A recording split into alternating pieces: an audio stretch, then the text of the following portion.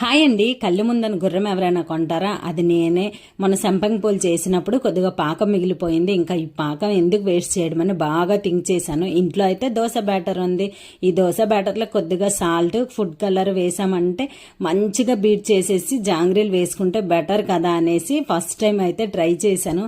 అసలు ఈ విధంగా కనుక చేసుకున్నట్లయితే మనకి సపరేట్గా జాంగ్రీలకి బ్యాటరే అవసరం లేదండి. చక్కగా ఇంట్లో దోశ పిండి ఉంటే చాలు, హ్యాపీగా ఇంట్లోనే జాంగ్రీలు చేసుకుని అందరం ఎంజాయ్ చేయొచ్చు.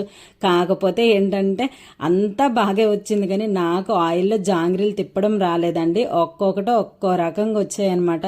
ఏదైతే ఏమి పాకం వేస్ట్ కాలేదు, దోశ బ్యాటర్తో జాంగ్రీలు అయితే చక్కగా చేసేసుకున్నాను. అందులోనే ఇంకా నాకు ఫేవరెట్ స్వీట్ అంటే అది జాంగ్రీయేనండి. సూపర్గా వచ్చాయి. ఇంకెప్పుడు నేను చేసుకోవాలంటే ఇంట్లో దోశ బ్యాటర్ కానీ ఇడ్లీ బ్యాటర్ కానీ ఉంటే సరిపోతుంది. సూపర్ జాంగ్రీలు తినేయచ్చు. వీడియో నచ్చితే లైక్ చేయండి. Bye bye.